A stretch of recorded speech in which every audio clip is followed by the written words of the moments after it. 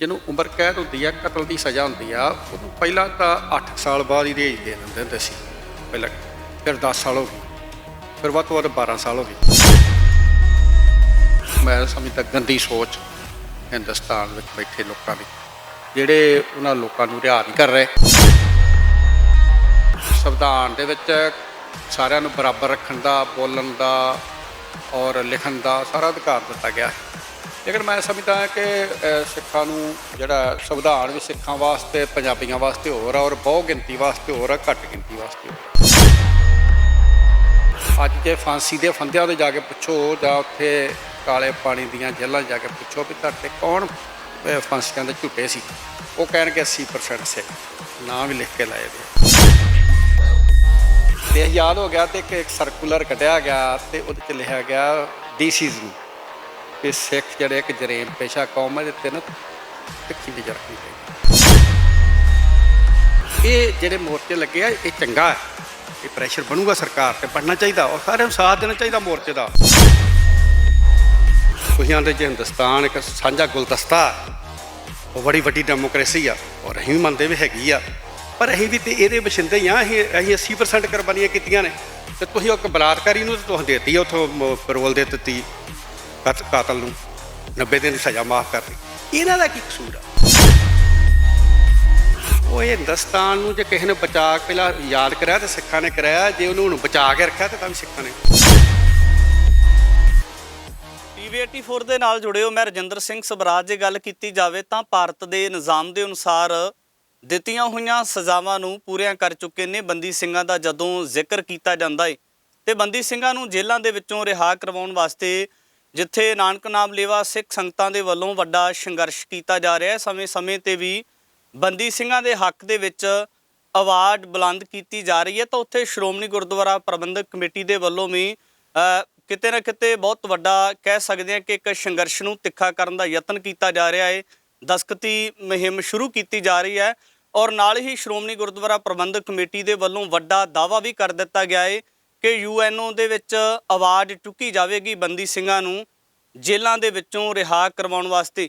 ਤੇ ਅੱਜ ਗੱਲਬਾਤ ਕਰਾਂਗੇ, ਵਿਸ਼ੇਸ਼ ਸਵਾਲ ਹੋਣਗੇ, ਤਾਂ ਇਹਨਾਂ ਸਵਾਲਾਂ ਦੇ ਜਵਾਬ ਲੈਣ ਵਾਸਤੇ ਸਾਡੇ ਨਾਲ ਗੱਲਬਾਤ ਕਰਨ ਵਾਸਤੇ ਹਾਜ਼ਰ ਨੇ ਸ਼੍ਰੋਮਣੀ ਗੁਰਦੁਆਰਾ ਪ੍ਰਬੰਧਕ ਕਮੇਟੀ ਦੇ ਮੈਂਬਰ ਸਰਦਾਰ ਮਨਜੀਤ ਸਿੰਘ ਭੂਰਾ ਕੋਨਾ।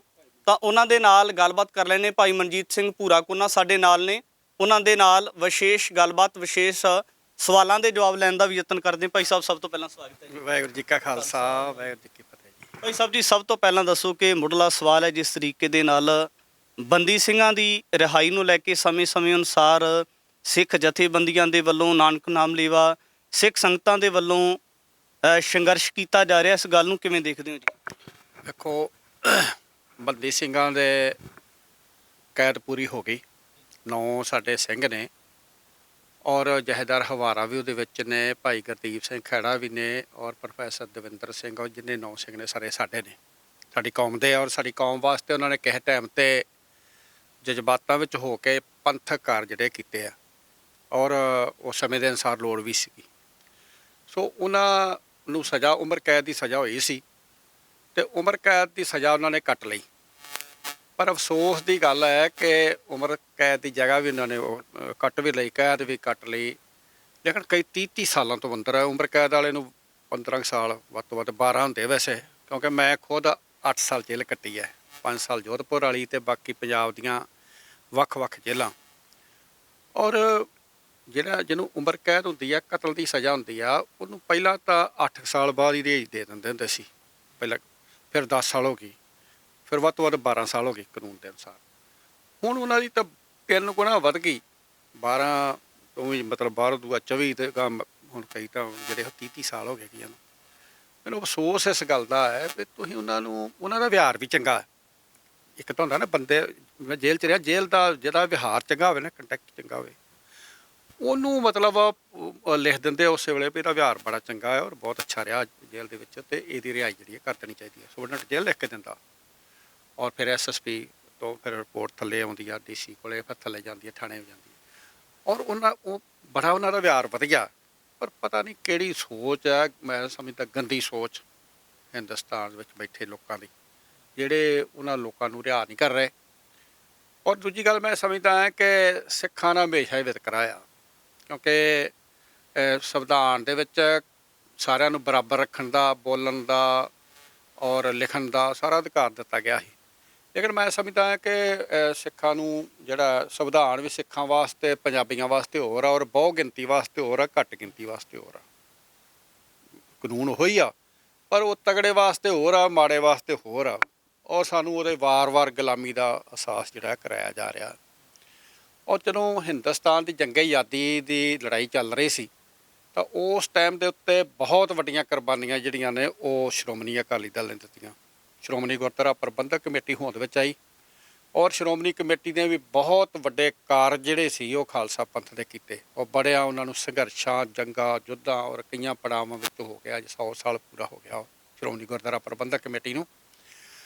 ਲੇਕਿਨ ਮੈਂ ਸਮਝਦਾ ਹਾਂ ਕਿ ਜਦੋਂ ਉਹ ਲੜਾਈ ਲੜੀ ਜਾ ਰਹੀ ਸੀ ਜੰਗੇ ਆਜ਼ਾਦੀ ਦੀ, ਅਤੇ ਉਦੋਂ ਇੱਕ ਚਾਬੀਆਂ ਦਾ ਮੋਰਚਾ ਆਇਆ। ਜਦੋਂ ਚਾਬੀਆਂ ਬਾਬਾ ਖੜਕ ਸਿੰਘ ਨੂੰ ਸੌਂਪੀਆਂ ਗਈਆਂ ਅੰਗਰੇਜ਼ ਵੱਲੋਂ, ਤਾਂ ਨਹਿਰੂ ਅਤੇ ਗਾਂਧੀ ਨੇ ਇੱਕ ਗੱਲ ਕਹੀ ਸੀ ਕਿ ਜਿਹੜੀ ਆਜ਼ਾਦੀ ਦੀ ਲੜਾਈ ਹੈ ਇਹ 50% ਲੜਾਈ ਜਿਹੜੀ ਜਿੱਤੀ ਗਈ ਹੈ, ਆਜ਼ਾਦੀ ਮਿਲ ਗਈ ਹੈ ਸਾਨੂੰ। ਔਰ ਏਡੀ ਵੱਡੀ ਕੁਰਬਾਨੀਆਂ ਅੱਜ ਜੇ ਫਾਂਸੀ ਦੇ ਫੰਦਿਆਂ 'ਤੇ ਜਾ ਕੇ ਪੁੱਛੋ, ਜਾਂ ਉੱਥੇ ਕਾਲੇ ਪਾਣੀ ਦੀਆਂ ਜੇਲ੍ਹਾਂ 'ਚ ਜਾ ਕੇ ਪੁੱਛੋ ਵੀ ਤੁਹਾਡੇ 'ਤੇ ਕੌਣ ਫਾਂਸੀਆਂ ਦੇ ਝੁੱਟੇ ਸੀ, ਉਹ ਕਹਿਣਗੇ 80% ਸਿੱਖ, ਨਾਂ ਵੀ ਲਿਖ ਕੇ ਲਾਏ ਵੇ ਆ।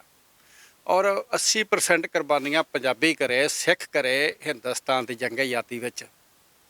ਪਰ ਅਫਸੋਸ ਜਦੋਂ ਅਜੇ ਲੜਾਈ ਲੜੀ ਜਾ ਰਹੀ ਸੀ ਅਤੇ ਇਹ ਕਿਹਾ ਜਾ ਰਿਹਾ ਹੈ ਵੀ ਤੁਹਾਨੂੰ ਉੱਤਰੀ ਭਾਰਤ 'ਚ ਇੱਕ ਖਿੱਤਾ ਦਿਆਂਗੇ। ਉਹ ਜਦੋਂ ਦੇਸ਼ ਆਜ਼ਾਦ ਹੋ ਗਿਆ ਅਤੇ ਉਹ ਭੁੱਲ ਕੇ ਖਿੱਤਾ ਦੇਣਾ, ਕਿਉਂਕਿ ਉਹਨਾਂ ਦੀ ਨਿਗਾਹ ਹੋ ਗਈ। ਉਹ ਜਿਨ੍ਹਾਂ ਨੇ ਕਿਹਾ ਸੀ ਤੁਹਾਂ ਇਹਨਾਂ ਨੂੰ ਹਿੰਦੁਸਤਾਨੀਆਂ ਨੂੰ ਗੁਲਾਮ ਵੇਖਿਆ, ਤੁਸੀਂ ਯਾਦ ਨਹੀਂ ਵੇਖਿਆ। ਉਦੋਂ ਗਲਤੀ ਸਾਡੇ ਲੀਡਰਾਂ ਤੋਂ ਹੋਈ ਆ। ਪਤਾ ਨਹੀਂ ਹੁਣ ਕਿਸ ਸੰਦਰਭ 'ਚ ਹੋਈ, ਮੈਂ ਕਿਸੇ ਨੂੰ ਕੀ ਕਹਿਣਾ ਚਾਹੁੰਦਾ, ਔਰ ਕਹਿਣਾ ਵੀ ਨਹੀਂ ਚਾਹੀਦਾ, ਕਿਉਂਕਿ ਹੁਣ ਤਾਂ ਬੜਾ ਟਾਈਮ ਬੀਤ ਗਿਆ। ਹੁਣ ਤਾਂ ਅੱਗੇ ਸਮਝ ਚਲੋ ਉਹਨਾਂ ਦਲਾਲਾ ਪਾਤਸ਼ਾਹ ਜੋ ਬੀਤੀ ਸੋ ਬੀਤੀ। ਸੋ ਉਹ ਜਦੋਂ ਦੇਸ਼ ਆਜ਼ਾਦ ਹੋ ਗਿਆ ਅਤੇ ਇੱਕ ਸਰਕੂਲਰ ਕੱਢਿਆ ਗਿਆ ਅਤੇ ਉਹਦੇ 'ਚ ਲਿਖਿਆ ਗਿਆ DCs ਨੂੰ ਕਿ ਸਿੱਖ ਜਿਹੜੇ ਇੱਕ ਜਰੇਮ ਪੇਸ਼ਾ ਕੌਮ ਹੈ, ਇਹਦੇ 'ਤੇ ਨਾ ਤਿੱਖੀ ਨਜ਼ਰ ਰੱਖਣੀ ਚਾਹੀਦੀ ਹੈ। ਉਦੋਂ ਸਰਦਾਰ ਕਪੂਰ ਸਿੰਘ ਉੱਥੇ ਲੱਗੇ ਸੀ, DC ਲੱਗੇ ਸੀਗੇ ਹੁਸ਼ਿਆਰਪੁਰ। ਉਹਨੇ ਉਸ ਵੇਲੇ ਅਸਤੀਫਾ ਦੇ ਦਿੱਤਾ। ਉਹਨੇ ਕਿਹਾ ਇਹ ਸਿੱਖ ਕੌਮ ਦਾ ਇਹ ਤੁਸੀਂ ਮਤਲਬ ਵਿਹਾਰ ਕਰਨ ਲੱਗੇ। ਸੋ ਉਦੋਂ ਤੋਂ ਲੈ ਕੇ ਹੀ ਬਹੁਤ ਵੱਡੇ ਵਿਤਕਰੇ ਪੰਜਾਬ ਨਾਲ ਹੋਏ ਆ। ਬੋਲੀ ਦੇ ਆਧਾਰ 'ਤੇ ਸਾਰੇ ਸੂਬੇ ਬਣ ਗਏ, ਲੇਕਿਨ ਪੰਜਾਬ ਨੂੰ ਆਪਦਾ ਸੂਬਾ ਬਣਾਉਣ ਵਾਸਤੇ ਵੀ ਜਿਹੜਾ ਉਹ ਸੰਘਰਸ਼ ਕਰਨਾ ਪਿਆ, ਕਿਉਂਕਿ ਬਾਅਦ ਵਿੱਚ 66 'ਚ ਜਾ ਕੇ ਸੂਬਾ ਬਣਿਆ ਬੜੇ ਸੰਘਰਸ਼ਾਂ ਤੋਂ ਬਾਅਦ। ਭਾਈ ਸਾਹਿਬ ਜੀ, ਇਸੇ ਸੰਦਰਭ ਦੇ ਨਾਲ ਮੇਰਾ ਸਵਾਲ ਹੈ, ਜਿਸ ਤਰੀਕੇ ਦੇ ਨਾਲ ਬੰਦੀ ਸਿੰਘਾਂ ਦੀ ਰਿਹਾਈ ਨੂੰ ਲੈ ਕੇ ਜਿਹੜੀਆਂ ਕੁਝ ਹੋਰ ਮੰਗਾਂ ਨੇ ਉਹਨੂੰ ਲੈ ਕੇ ਮੋਰਚਾ ਲੱਗਾ ਹੋਇਆ ਚੰਡੀਗੜ੍ਹ ਤੇ ਮੋਹਾਲੀ ਦੇ ਬਾਰਡਰਾਂ ਦੇ ਉੱਪਰ, ਕੀ ਲੱਗਦਾ ਹੈ ਕਿ ਇਸ ਮੋਰਚੇ ਦਾ ਸਦਕਾ ਕੋਈ ਨਾ ਕੋਈ ਬੰਦੀ ਸਿੰਘਾਂ ਵਾਸਤੇ ਰਸਤਾ ਨਿਕਲ ਸਕਦਾ ਹੈ ਕਿ ਉਹ ਜੇਲ੍ਹ ਦੇ ਵਿੱਚ ਬਾਹਰ ਆ ਜਾਣ? ਦੇਖੋ, ਮੈਂ ਤਾਂ ਸਮਝਦਾ ਸਾਨੂੰ ਮੋਰਚਾ ਲਾਉਣ ਦੀ ਨੌਬਤ ਹੀ ਨਾ ਆਉਂਦੀ। ਉਹ ਤਾਂ ਅਸੀਂ ਆਖਰ ਕੀ ਕਰਦੇ, ਆਦੇ ਮਰਦਾ ਕੀ ਨਹੀਂ ਕਰਦਾ।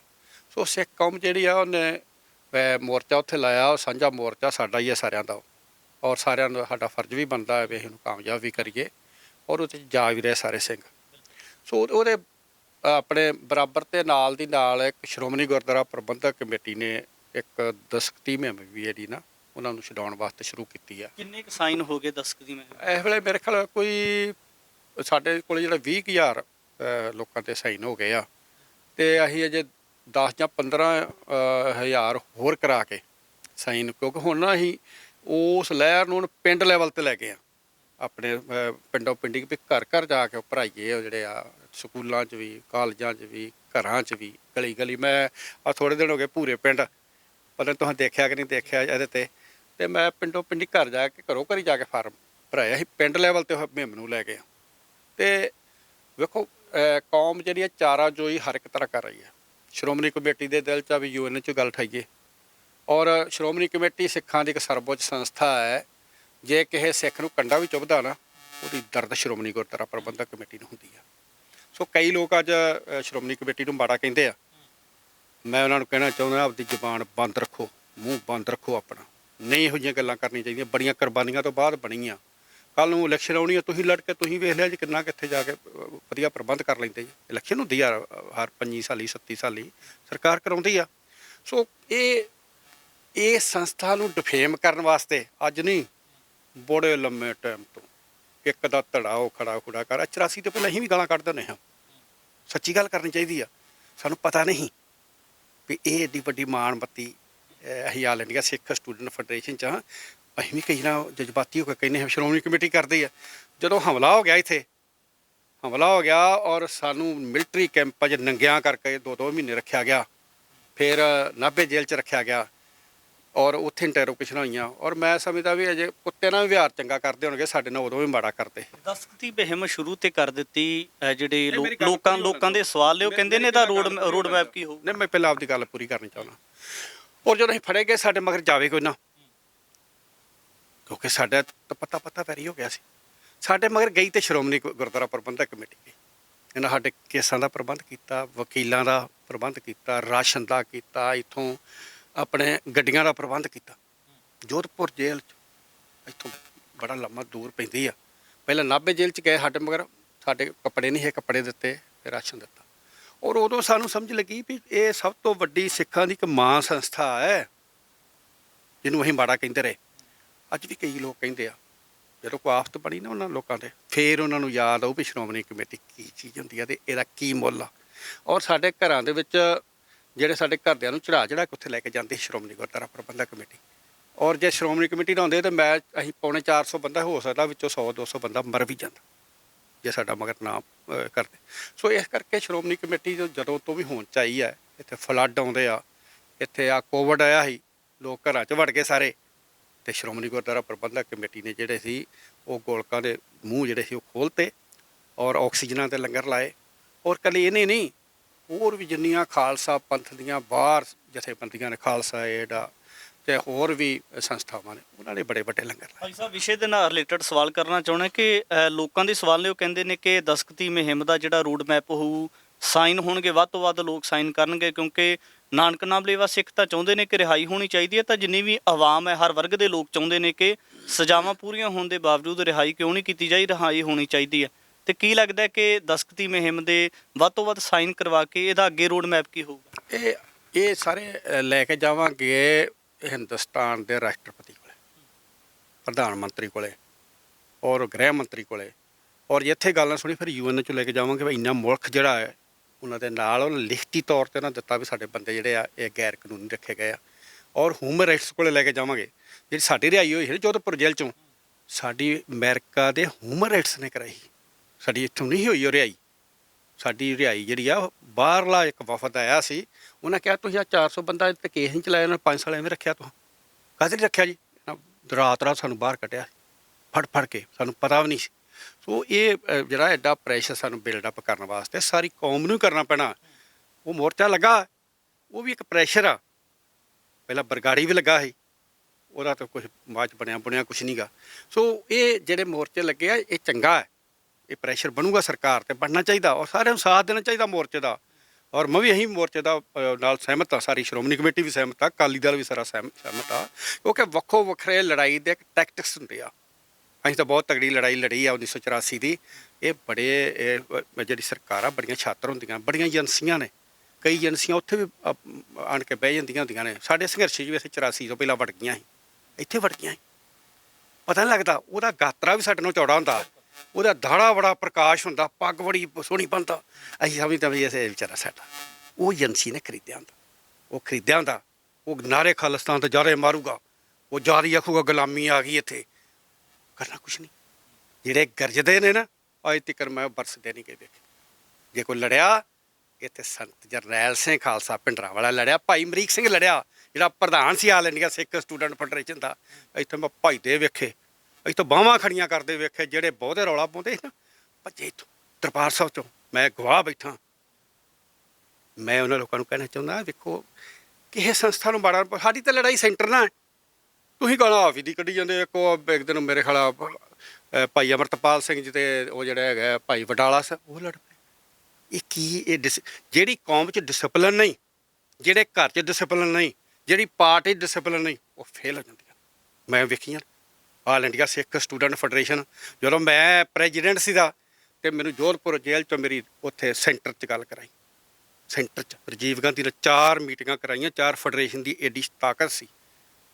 ਤਾਂ ਮੈਨੂੰ ਉਹ ਕਹਿੰਦੇ ਖਾਲਿਸਤਾਨ ਛੱਡ ਦਿਓ। ਮੈਂ ਕਿਹਾ ਜੀ ਤੁਸੀਂ ਸਾਨੂੰ ਕਿੱਤਾ ਦੇ ਦਿਓ, ਜਿਹੜਾ ਖਿੱਤਾ ਨਾ ਤੁਸੀਂ ਸਾਡੇ ਨੂੰ 84 ਤੋਂ ਪਹਿਲਾਂ ਕੀਤਾ ਸੀ, ਅਸੀਂ ਉਹਦਾ ਖਾਲਿਸਤਾਨ ਨਹੀਂ ਨਾਂ ਰੱਖਦੇ, ਜਿਹੜਾ ਤੁਸੀਂ ਆਖੋਗੇ ਅਸੀਂ ਉਹ ਰੱਖ ਲਾਂਗੇ।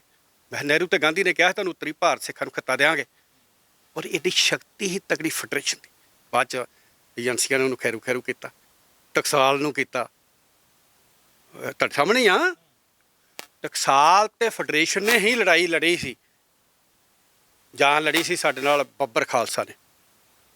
ਉਹ ਤਾਂ ਨਹੀਂ ਲੜਾਈ ਕਿਸੇ ਲੜੀ ਤੇ। ਆ ਤਾਂ ਬਾਅਦ ਦੀਆਂ ਜਿਹੜੀਆਂ ਗੱਲਾਂ ਗੁੱਲਾਂ ਕਰਦੇ ਫਿਰਦੇ ਆ, ਠੀਕ ਆ, ਕਰਨ ਮੁਬਾਰਕ ਆ, ਅਸੀਂ ਉਹਨਾਂ ਨੂੰ ਕੋਈ ਮਾੜਾ ਨਹੀਂ ਕਹਿੰਦੇ, ਪਰ ਕੋਈ ਕਰਕੇ ਤਾਂ ਵਿਖਾਓ।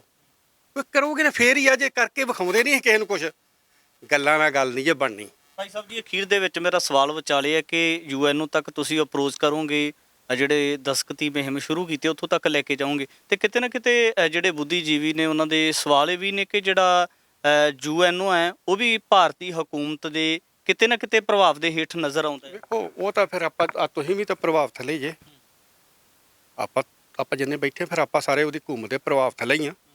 ਪਰ ਮੈਂ ਸਹੀ ਗੱਲਾਂ ਕਹਿ ਰਿਹਾ ਕਿ ਨਹੀਂ ਇੱਥੇ ਕਹਿ ਰਿਹਾ, ਇਹ ਨਹੀਂ ਗੱਲ ਹੁੰਦੀ। ਇਹ ਬੰਦੇ ਦੀ ਆਪਣੀ ਜ਼ਮੀਰ ਆ ਵੀ ਮੈਂ ਕੇਸ ਕਿਸ ਤਰ੍ਹਾਂ ਪੁੱਟ ਕਰਨਾ, ਮੈਂ ਕੇਸ ਲੜਨਾ ਕਿਸ ਤਰ੍ਹਾਂ, ਅਸੀਂ ਸਿਰਦਾਨ ਕਿਸ ਤਰ੍ਹਾਂ ਉੱਥੇ ਜਾਣਾ। ਜੇ ਅਸੀਂ ਸਿਰਦੇ ਨਾ ਆਵਾਂਗੇ, ਲੜੀ ਜਾਵਾਂਗੇ ਇੱਥੇ, ਜੇ ਉੱਥੇ ਲੜਦੇ ਆ, ਉਹਦੀ ਫੁੱਟ ਦੀ ਗੱਲ ਜਿਹੜੀ ਉਸ ਏਜੰਸੀਆਂ ਕੋਲ ਜਾਂਦੀ ਆ। ਫਿਰ ਸਾਡੀ ਕੌਮ ਦਾ ਉਹਦੇ ਨਾਲ ਜਿਹੜਾ ਨਾ ਉਹ ਨਮੋਸ਼ੀ ਆਉਂਦੀ ਆ।